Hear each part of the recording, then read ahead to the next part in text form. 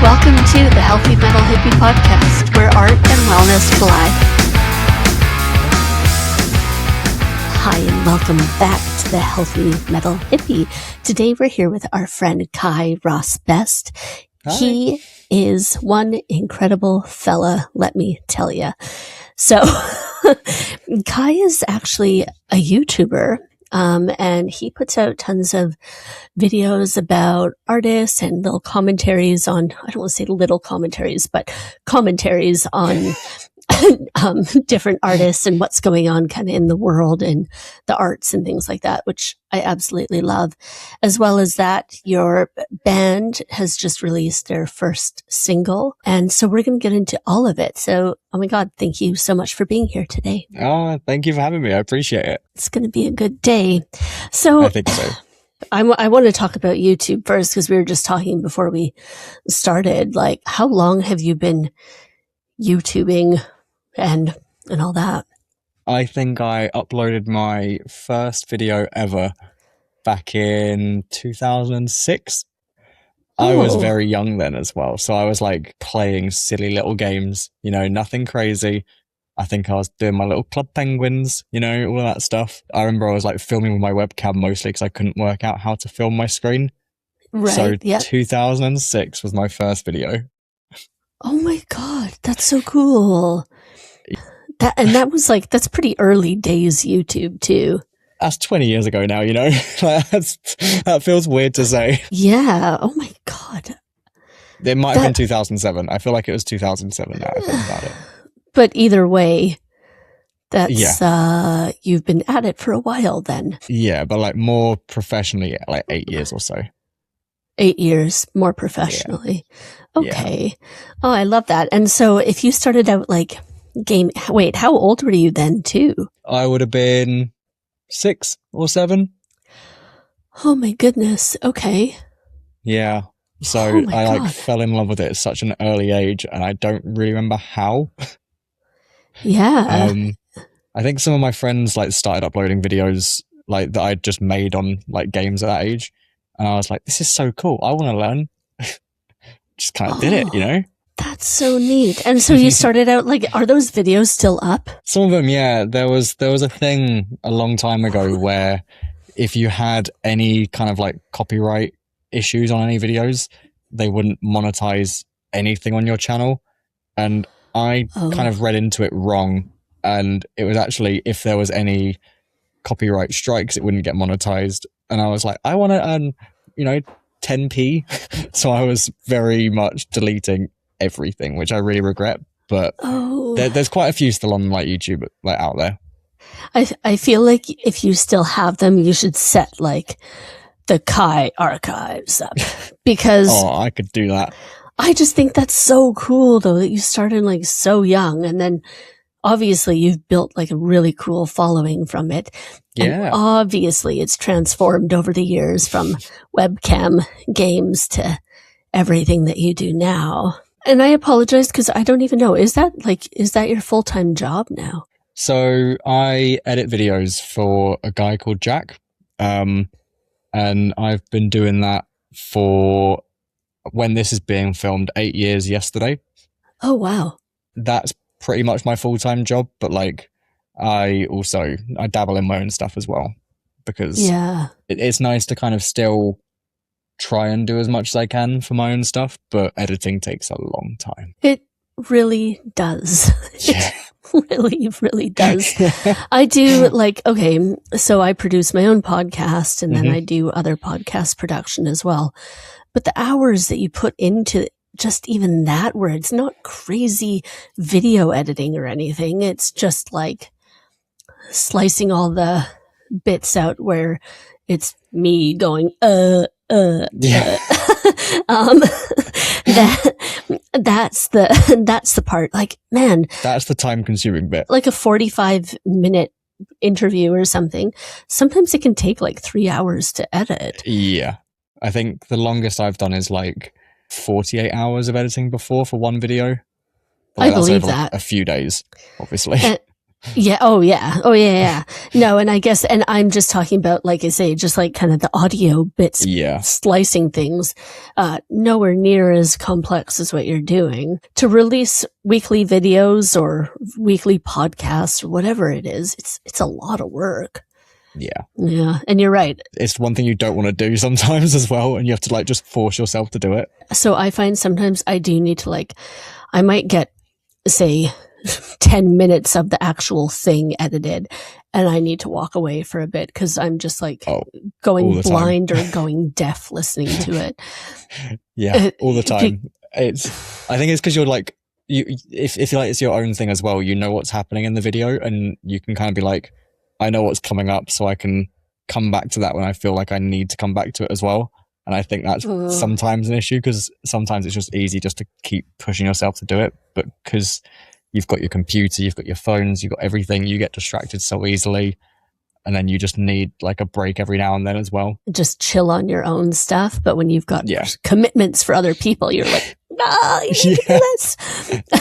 and it's like, it's really, it can be really stressful, but it's also really rewarding. Like this one main podcast that I work on, we'll plug it here, The Writer's Gym, by Dr. Rachel Knightley. Honestly, her podcast has like really taken off.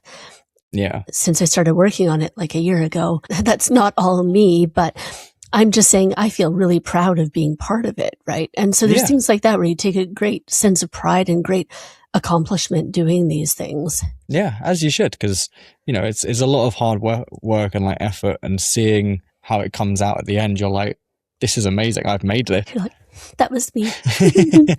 And I'm sure you feel the same when you've got these really great videos coming out for what was his name? Jack? Jack. Yeah. Jack. Yes. We love you, Jack. Yeah. I don't know you, Jack, but we love you. No, I just think it's really incredible. I don't know if people really realize how much it takes to coordinate it all, to take all the pieces, put it all together. And it's obviously a lot of time as well, where you're just kind of sat on your own, mostly in like a dark room a lot of the time. And you're just like, so focused staring at a screen for most of your day, to the point where if you're working on it from the morning to like the evening, you see like no daylight sometimes as well. And that can be really hard, I think.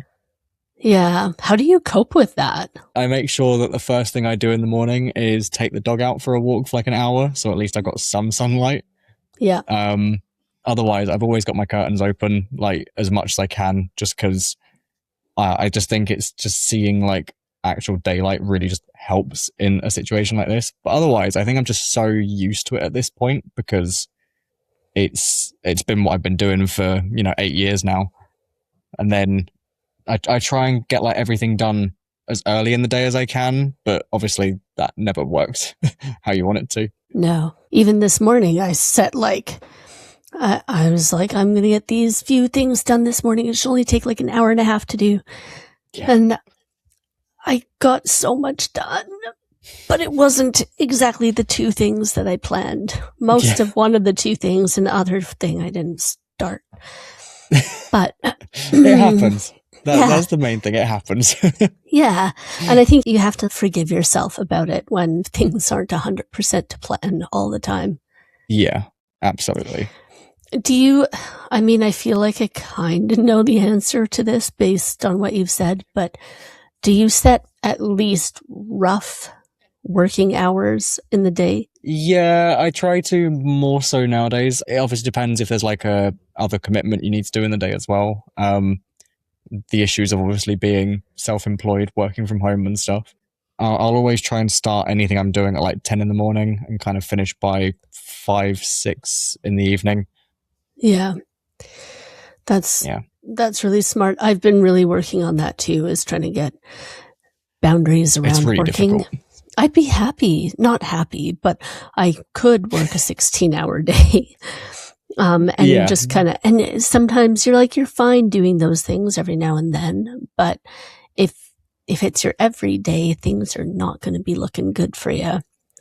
Yeah, absolutely. Come December, that's like my busiest month, because we're basically, whenever we're doing like editing work and stuff, we try and get everything done by like, I don't know, the 20th of December, so we can have like 3-4 weeks off for Christmas. Yeah. But then that's doing like double the amount because you're basically getting like another 3 weeks worth of things done early.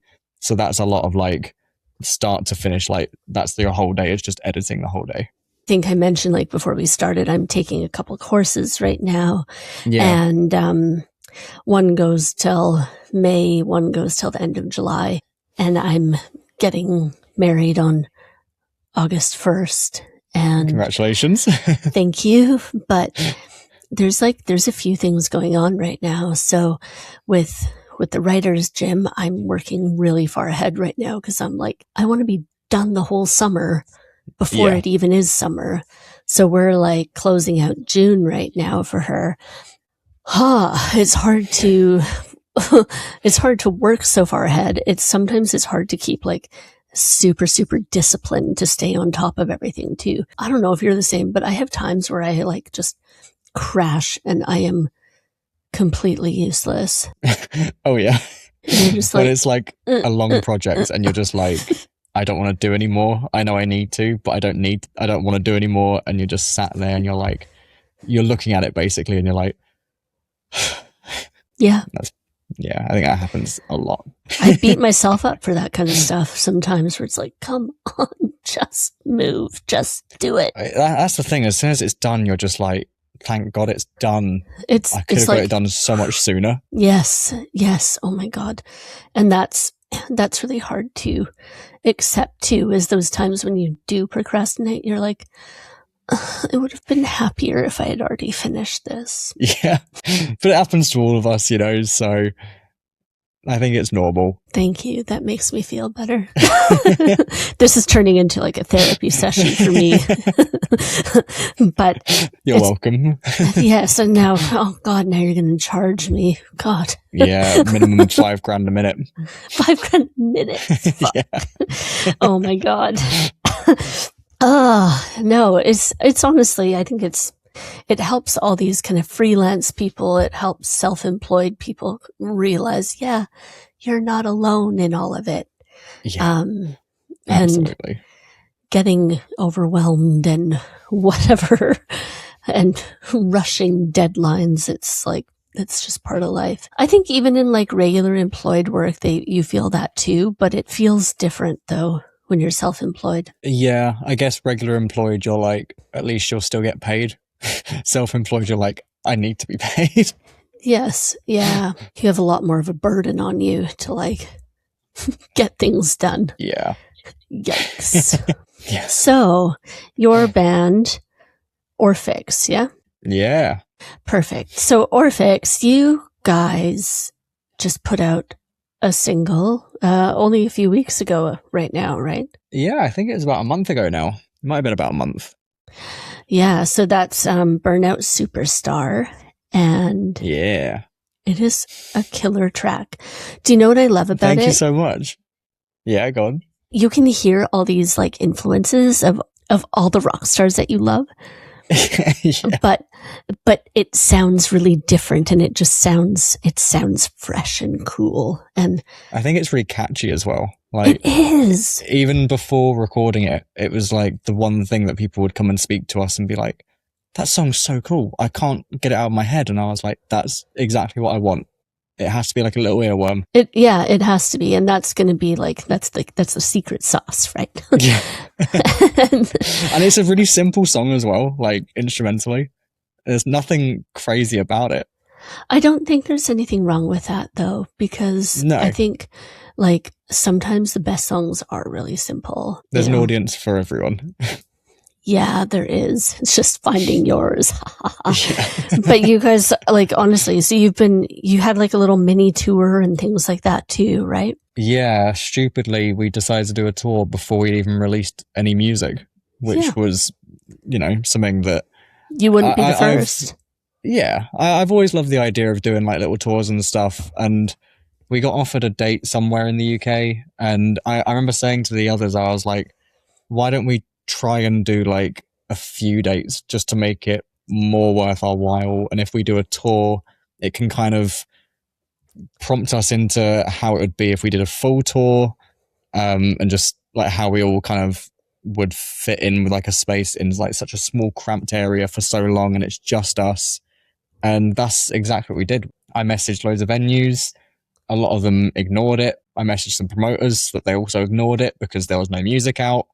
And it got to the point where one place told me they wanted us, and I was like, good, that's 2. Another place, I said, I'll pay for the venue out of my own pocket because I was like, it's just something I want to do. It thankfully worked out quite nicely. Oh, good. I think it's kind of smart too. It's like doing this little test run. And I'm assuming you may have tested other tracks while you were out there. Yeah, absolutely. We did a few. But it's like, it's kind of nice. You see that reception like live and in person, and it's going to give you an indication of how it might look when you actually release it, right? Exactly. Because if people stand there at your show like, woo. Yeah. Then maybe you go, ooh, we might want to tweak this song a little bit. Yeah. No, we always try and get like some crowd interaction in as well, because I think people like to feel like they're also part of the show. So I've always kind of been quite into, even if it's just a really quick chat and like a side versus side sort of thing, see who's got like the loudest side. At some places it works really well, some places it doesn't, but so far for everything we've done, it's worked out quite nicely, because I think people just, especially if the songs are catchy, they're all like still bobbing their head and stuff anyway. They all go away with the song in their head, and I think that's quite important for us. Yeah, yeah. And it says a lot about what you are doing, and something you should be proud of, you know. Thank you. No, it's true though, because I'm sure you've been to those shows too where people walk away like, okay. Yeah. And so people aren't doing that. They're also, it's a nice chance to kind of interact with people that you wouldn't usually be able to interact with, I guess, because we always like stay around after the shows, talk to people. Before the shows, we talk to people, and we just get like their opinion on things as well, and how like what they thought was good. Usually they say like, you know, they'll not really say if anything was bad, but like every show has something that's bad. But yeah, I think it's just important to see what they've said's good, because then we can keep working on making what's good better. And I think that's the main thing that we go for. It's just how can we make the next show better? I think, and being open to accepting that feedback from your fans and the concert goers, and I mean even from each other, that is how you get better, right? It's because it's easy to be like, no, you don't know what you're talking about. But it's like, people are telling you this for a reason. And like, if like someone says something needs improving, then absolutely we'll keep working on it and make it as best as we can. Because, you know, you're not going to get something right first time round. And if you do, it's luck most of the time. And then hopefully if it is just luck, then you can keep incorporating it into future shows. I didn't mention this at the start, but technically we met through the love of Alice Cooper. Technically through Ryan Roxy, who is our first podcast guest ever. and you were on his podcast. Yeah, that was probably like it was 6 a while years ago now. Yeah, it's been a while. A long time ago. Obviously, like Alice has such an incredible stage show. Absolutely.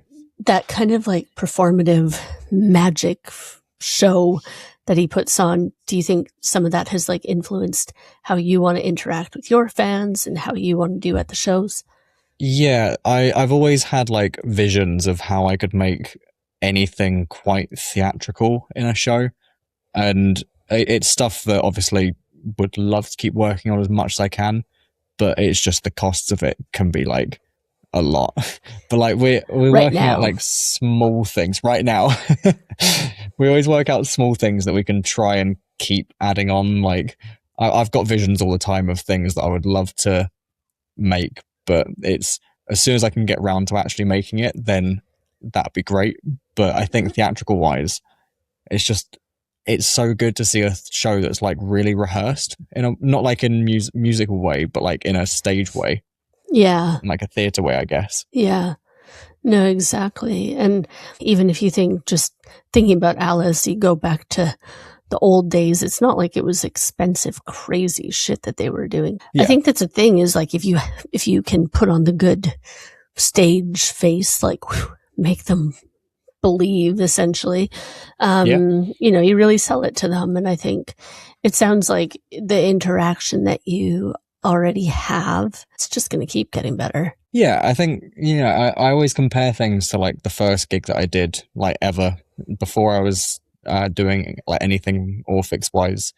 And I looked at a video of myself just playing guitar, and I was like, it was so stationary. Like I was just kind of like just stood there like this the whole time, wouldn't move, wouldn't really look up at the audience. Whereas now, like I will interact with the audience. I'll move around. I'll just have the best time that I can have whilst we're there. Because I think it's one of those things where if you see someone having the best time, you're probably going to have a really good time as well. Yes. Oh my God, yes. And that's it. I think audience feeds off of you. You feed off of audience, right? And like, when were those shows that you were looking at? Like, was it quite a while ago? Yeah, they're probably 2017, 18, I think. So good, 10 years ago almost. Yeah. And do you think like some of it too is just becoming more confident playing or more confident on stage? Or it's weird because I've always been like quite a shy person, like most of my life. But I think with doing, it's like a bit of a mix. I think with doing things on YouTube and also doing things music wise, I've been able to like kind of combine them both into how I can perform live, because I think I just get more confident when there's an audience, if that makes sense. Like the audience for YouTube is people that are watching. The audience at a show is the people that are watching. So I think it kind of helps build on getting that confidence just to do things. Like if I'm going to embarrass myself, I do it every day for a job anyway. So I might as well keep doing it. Out. No, I love that. It's, oh my God. Like, so you've never really dealt with any like confidence issues on stage or things like that? Or not really. Obviously I've had like nervous bits and pieces, like as everyone would. My first gig, I was nervous because it was my first gig, ever. My first gig with Orphix, I said, I was like, we're just going to have the best time, try and show everyone that we're here to stay here, sort of thing. And then like I've always obviously done the Green Day thing in London as well, and that was like crazy, but there was no like nerves during it. I think it was just the first time it was nerves, and then the second time onwards it was just like, how can I just keep making it better? And that's kind of how I've always dealt with things, is just how can I keep making things better? Do you think some of it is like about your family were being supportive? Yeah, I think so. I think it helps because I used to go and like fly alone to like other countries and whatever since I'd been like 13 or so. So I think just the confidence kind of navigating things on my own has kind of helped a bit as well. And they've obviously been supportive of me playing instruments. They've been supportive of me playing, making videos and stuff. So I think that's quite nice, is I've got that kind of do your best and that's all you can do, like attitude. So you're saying you went traveling alone when you were like 13? How did that happen? Yeah. I'm so curious. My mum moved to Scotland, so it was easier for me to either get like a train or also just a flight to Scotland. Yeah. So I would always like end up just navigating like airports and stuff on my own. I'd see like flights on the screens and be like, I could go there at some point. And as soon as I got to like an age where I could fly out of the country or out of the UK on my own, I would, because, it's just cool to go and do things. Yeah, absolutely. And you just came back too from a trip to Japan and South Korea? Yes, that was really amazing. Nice. I'm like extremely jealous, extremely bucket list, but okay. Oh, same, honestly, same. And I'm missing it, but I'm also not, if that makes sense. Like getting back, you realize how dark it is in the UK. Like, everything is so bright out there. Like even at night, it's so bright still. And the second we got back to the UK and I drove back to my house, it was just like there was no lights on the motorway. It was just dark. And I was like there, jet lag driving. And I was like, I'm going to fall asleep. Coming from Canada, I find that really weird too. Like that the motorways have no lights on them. There's like tiny stretches in Canada, but only if you're on like a really small motorway, not like Yeah. Not like here when you're on a big one and you're like, where the fuck are the lights? Like, yeah, and they're always like, if you're tired, pull over. And it's like, if I'm tired, where? turn the lights on. Exactly. I don't know. And there's some times where I'm like, it's easier to drive without all the big street lights, but then there's at night, but there's other times I'm like, God, I really need them. Please turn them on. Please. Exactly. See, you obviously have heard my cries from afar. Oh, I hear them every time I'm driving at night. Oh my God, I love it. But the first time I went kind of solo was 2014, actually. And I was like freshly divorced. And I was like, I need a holiday. And I went to Norway and I went to see Aerosmith and Alice Cooper. And so jealous. It's the one band I've still not seen is Aerosmith. Sorry. I had tickets and then it got cancelled. Oh, that's so sad. But even like, I don't know, there were shows in the past, like that I had tickets to that they ended up canceling. I want to say like 2006, I want to say. Those shows got canceled. I'm just trying to think. There were a few, but I've seen them like 6 times, I think. There's a reason they call me Arrow Ash online. Yeah. Is that why? yeah, for Aerosmith. But I love that. and it's like from their the forums on their website that they used to have the Aero Force one, and that's where I set my name. I love that. I joined that because they were like, if anyone joins this, then they get pre-sale access to our tickets. And I was like, absolutely, I'll join that. Great. Joined it. Got a t-shirt. Got the pre-sale access. Got the tickets. COVID happened. It got delayed. Got delayed again. Cancelled. Yeah, and now it's like, we're not going to tour. Yeah, I know. It's actually going. I've met Steven twice and Joe once. And so jealous of that. Super, super lovely. And I hope that you get a chance to as well. One day. Get him on an Orphix song. Let's do it. We'll find a way and we'll make it happen. Dear Aerosmith. I'm sure there's a way somehow that this could happen. I think so. I think now we're going to have to start planning to make it happen. Going back like on confidence and stuff, it makes me so happy to hear though, because I talk to a lot of people that really had a struggle in overcoming confidence problems or self-esteem problems or all sorts of things. And I'm just like, hell yes, it makes me happy that you've always felt confident and, you know. I think it's just one of those things where you just need to be like happy to embarrass yourself. Like, I think that's the best way to get over like any confidence issues is just if you can embarrass yourself and laugh about it, that's probably the best way to have like the best confidence. That's very true. I'm usually like, oh my God, so embarrassing, but I can like doodle off on my day later, like, haha, funny. But I definitely have times where I'll just like spiral. Where I'm like, oh my God. But, I think a lot of people, self-included, can learn from that. Like I said earlier, like we all have those moments where it's just, you could be embarrassed and it's just embarrassing.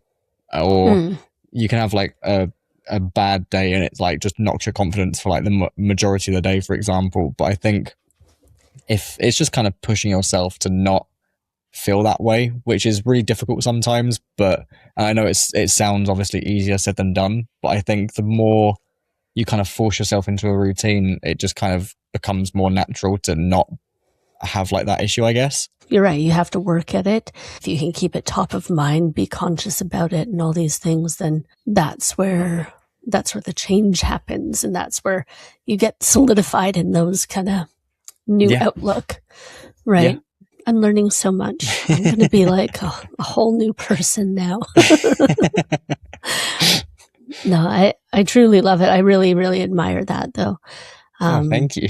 And obviously it puts out like a bright light for people to see and to be inspired by when, you know, they see you and they interact with you and hear you talk about things like that. Yeah, I think it's just, it's so important, especially like if you are going to do music like I do and stuff, you want to make sure that people have the best time. People are like engaged. People are actually listening to whatever you're showing them. And you do have to just kind of work on being a performer. And I think it helps, obviously, seeing all of these different bands across my life so far that are just performers on stage. And you just get your inspiration from that. You kind of push it forwards. And thankfully, like I said, I'm able to kind of merge that into Orphix a little bit. And thankfully, it's working. Yeah, no, it absolutely is. I think it's just amazing what you're doing, though. Oh, thank you. I'm thrilled to see where Orphix goes and everything like that. Because me too. Me too. People are already taking notice, of course. So yeah, hopefully people enjoy the next song we're planning on releasing, which hasn't been recorded yet, but we're planning on it, and we're planning on doing like another full tour sort of thing later in the year. That's very exciting. And so do you have like an idea of when this song will be released? It was hopefully going to be in about 2 weeks' time when we were filming this, but kind of everything kind of got in the way very quickly and it just got delayed. But we're hoping to record late April, early May, I think. And then like with all the stuff you got to do beforehand now, it's probably going to be looking at like June, maybe, hopefully. Yeah, early July, maybe. Yeah, something like latest. That. And then hopefully we can just kind of get into a rhythm of releasing stuff, because I just really want to show people all the music that we come up with. I'm ready for single 2. I'm enjoying first single, but I'm ready for more. You want some more? Yeah. Give me more. Me too. I'll be there, right? I think everybody who's listening already to you guys are like, oh yes. No, you're onto something here. I really love it. Oh, good. I'm glad that people feel that. Yeah, no, absolutely. And I mean, I've seen people talking about it online too. Like, you're doing all the right things. So I think we've got like a good team behind us. Like the three of us as musicians, we're always kind of bouncing off each other, which is quite nice. My partner Rosie, she helps with like all of our social media stuff because she's in marketing, which is a life-saving thing because she knows way more about that stuff than I do. And someone we saw the other day said all the advertising we did for the song was really cool and it seemed like it was working. And we were like, I just kind of went, yep, she's done everything that I've given her ideas. She's given me ideas. We've just done them and we stuck to a plan. And it's really nice to see it's all worked out quite nicely so far. I work with artists too, doing like social media strategy and release strategies and this and that and all sorts of things. But it pains me when I see people just like, oh yeah, we have a new song out today. There you go, listen to it. Yeah. And it's like, that's not a release strategy. And my big thing is like the Stones don't even do that. No. Paul McCartney doesn't do that. No. Nobody does that. And I sound very rude saying this, but it's true. These people, they have, 75 followers, very disengaged audience, but they're expecting a smash hit. Yeah, it doesn't work that way. It doesn't. And not even that you have to have like the most followers in the world or anything like that, but you have to make a plan when you are releasing things. Yeah. And no matter what it is, whether it's music, whether it's new products, you're launching a new business, whatever it is, you don't just post about it once or mention it once somewhere and then just hope it does well. Yeah, because it's going to fail with love. I think we stuck to we did a 6-week plan. For the first 2 weeks, we kind of teased the song very minimally and like get people like aware that it was coming. And then across the next 4 weeks up until like the release of the song, I think we posted like 3 times a week, just either a reel on like Instagram or a TikTok or short or whatever, like a post about something maybe personal here and there, something behind the scenes. Like when we had the song out, we posted about it again for like another 2 weeks straight, pretty much. The week that it came out, we did like every single day there was something, just to really try and give it as much attention as possible. And I think it's one of the first times I've seen something do so well because we put so much time and effort into something that we put so much time and effort into. That's exactly it too. You put a lot of effort into making this song, right? Yeah. Into writing it, to recording it, to producing it. why are you putting no effort on the other side? You put all that work in for a reason, which is for people to hear it and listen it and fall in love with you and all the great things. Yeah. And so, like, why not care on the other side? And I mean, and like you're talking too a bit, it's even that post release work that gets done as well. It's not just release dates here and then we still stop talking about it. Like, yeah. Ugh. When like our post release was, even though we'd scheduled a few things, that's when I was away in Korea and Japan. So trying to post things that are in like the same time zone as here, basically, when we're like 9 hours ahead, it was really difficult. But like before I went to sleep every day, pretty much, I would post something still to make sure that it was still out in the UK at the right time, rather than posting it at like midnight. Like making it worthwhile for the audience you're trying to reach at that exact moment is like fundamental to making it do well. You get it. You get it. I don't, but I somehow do. No, but I think there's a lot of things that end up being like intuitive.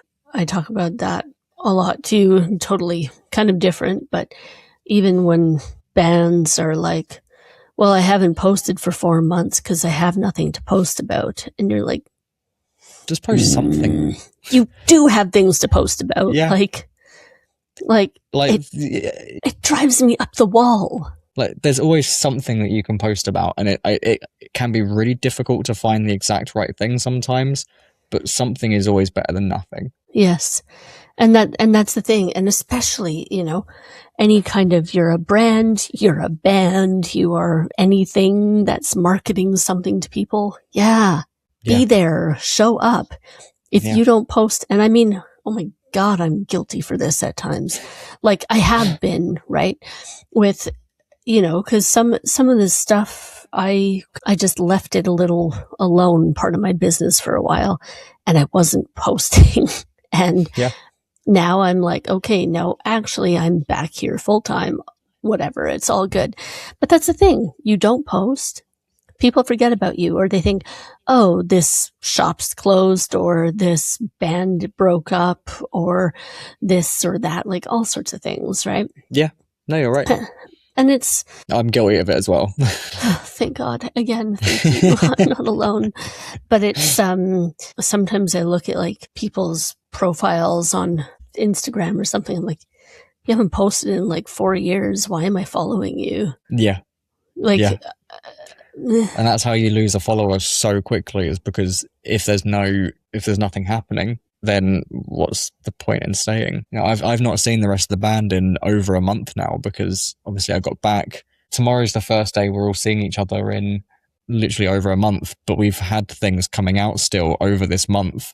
Yeah. Because people will, like you said, they'll forget if you don't kind of remind them that you're there. And the nice thing is, you are definitely here, and you are here to stay. Thank you. No, it's honestly, it's the truth though. I'm absolutely thrilled for you guys. So thank you. I know as of recording this, you say that, you have a show coming up in the 24th of April in Birmingham. That's the Dark Horse. Like, we're planning on doing top of the country to the bottom of the country, pretty much. Starting in Scotland or just in England? I think starting in Scotland. Yes. Like, we've not done a Scotland date, and we keep getting asked to do one, so we're going to do it. I think we've got like 8 or 9 dates written down across like a week and a half, 2-week period. Lovely. We're planning on that to be end of September, beginning of October sort of time. So kind of it's a great time when it's just a bit nicer weather still. Hopefully. Yeah, before it goes back to like the deep freeze. God. Yeah, that should be like a little co-headline tour, so that should be quite nice, because it's not all the pressure's on me to sort things out. Right, gotcha. Oh, that'll be great. I can't wait to hear for more news on that. Me too, honestly. Like, it's going to be great. Itching for it. It's going to catch up so quickly, and that's like the worrying thing. I know. Because it's already like 5.5 months away. You book these dates and you're like, we got time. And I'm like, oh, another month just passed and another month. And now, oh my God, it's here. Okay. Yeah. It's a little bit like bananas, but We love that, though. We love it. So. Yeah, we love it. So if people want to come find you online, Kai, where's the best place to get in touch with you? Check out everything that you're doing. If you want to find me anywhere, it is at Kairos Best everywhere. I've thankfully I'm the only one with the Ross Best in their last name, so that's very easy to keep consistent everywhere. Orphix wise, everything I believe is at Orphix UK or orphix.co.uk. Everything is there as well. Beautiful. Thank you so much for being here today, Kai. Thank you for having me. It's been great. I'm ready to get out and hit those shows and see everything you guys have to offer. Oh, so list. Cool.